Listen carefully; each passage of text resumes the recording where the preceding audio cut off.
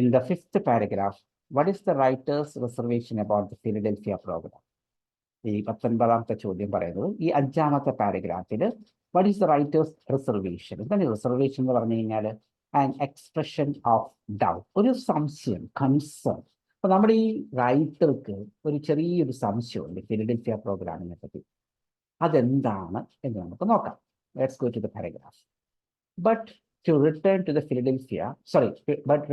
the program in Philadelphia, my firm belief is that if patients do not have strong enough incentives to take their medications so they can live longer, healthier lives, then the long-term benefits of providing financial incentives are likely to be minimal. അതായത് ഒരു patients നമ്മളിപ്പോൾ എന്ത് ചെയ്യണം?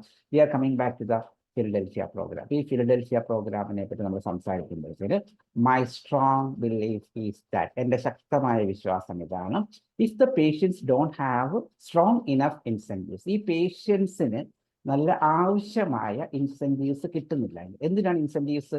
To live longer, to live healthier and to get long term benefits, അല്ലെ? Benefits ഒക്കെ കിട്ടാൻ വേണ്ടിയാണ്. അപ്പം ഇതൊന്നും കിട്ടുന്നില്ല എങ്കിൽ providing a financial incentives are likely to be minimum. അതായത് നമുക്ക് ആ ഇൻസെന്റീവ്സ് വളരെ മിനിമലായിട്ട് കൊടുത്താൽ മതി.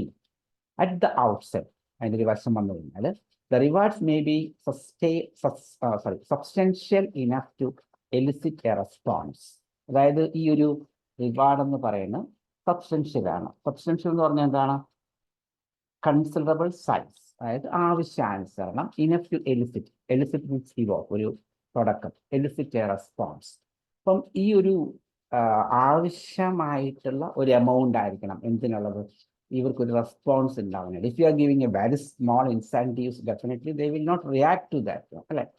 But one isolated system of patient study is not an accurate depiction of the real life scenario. അപ്പോൾ നമ്മളൊരു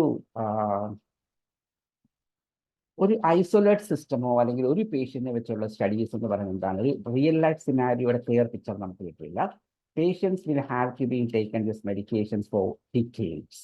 കാരണം എന്താണ്? ഈ patients will have to be taking this medications for decades. ഇവര് ഡിക്കേഡ്സ്, ദശാബ്ദത്തോളം എന്ത് ചെയ്യേണ്ടതാണ്? ഈ മരുന്നുകൾ കഴിക്കേണ്ടതാണ്.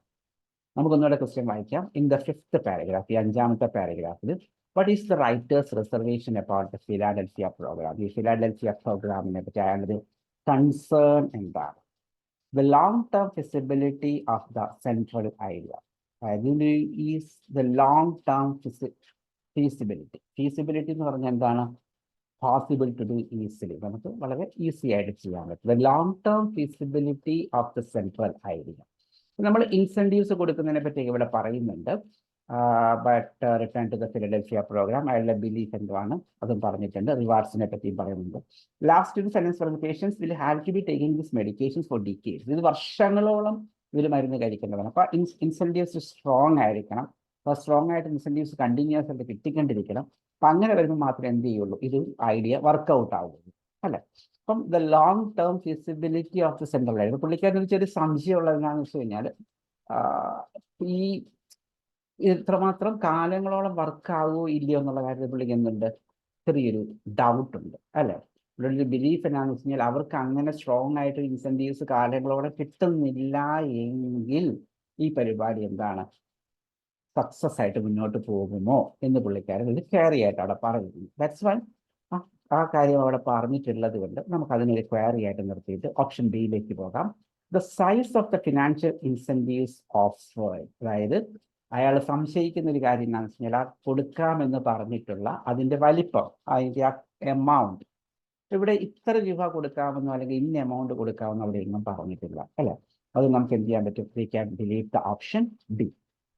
സിയിലേക്ക് പോയി കഴിഞ്ഞാൽ the types of medication that were targeted. ഒരു പ്രത്യേക തരം മെഡിക്കേഷൻസിനെ പറ്റി അയാൾ കൺസേൺഡ് ആണ്. ഇപ്പൊ ഏതെങ്കിലും പ്രത്യേക മരുന്നിനാണ് ഇൻസെന്റീവ്സ് കൊടുക്കുന്നതെന്ന് നമ്മളിവിടെ പാരഗ്രാഫിൽ എങ്ങും കാണുന്നില്ലാത്തതുകൊണ്ട് നമ്മൾ ഓപ്ഷൻ സിയും എലിമിനേറ്റ് ചെയ്യും. ഓൾറെഡി ഇപ്പോൾ ബി ആൻഡ് സി പോയി, ഡി നോക്കാം. The particular sample chosen to participate. അപ്പം ഈ ഒരു പ്രത്യേക സാമ്പിൾ എടുത്ത് പഠിച്ചതിനെയാണ് അയാൾ കൺസേൺ ആണ്. പക്ഷെ പ്രത്യേക സാമ്പിളിനെ അല്ല പുള്ളി പറയുന്നത്. But an isolated system or patient study is not an accurate description of the real life scenario. അപ്പം പുള്ളി അതിനെപ്പറ്റി കൺസേൺ ഒന്നുമല്ല, അത് ഓക്കെ അല്ല എന്ന് മാത്രമേ പറയുന്നു, അല്ലേ? അതായത് ആ ഏതിനെയാണോ ചൂസ് ചെയ്ത ആ ഒരു ചൂസ് ചെയ്ത ഗ്രൂപ്പിനെ പറ്റി പുള്ളിക്ക് കൺസേൺസ് ഒന്നുമില്ല, അതിന്റെ സ്റ്റഡിയെ പറ്റി പുള്ളിക്ക് കൺസേൺസ് ഉണ്ട്. അപ്പോൾ ഡിയും അവിടെ പറഞ്ഞിട്ടില്ല, അല്ലെ? അപ്പൊ നമുക്ക് ആൻസർ എന്ന് പറയുന്നത് option A, the long term feasibility of the central idea. Hope it's clear for you. എന്തെങ്കിലും സംശയം ഉണ്ടെങ്കിൽ പ്ലീസ് കോൺടാക്ട്. Thank you.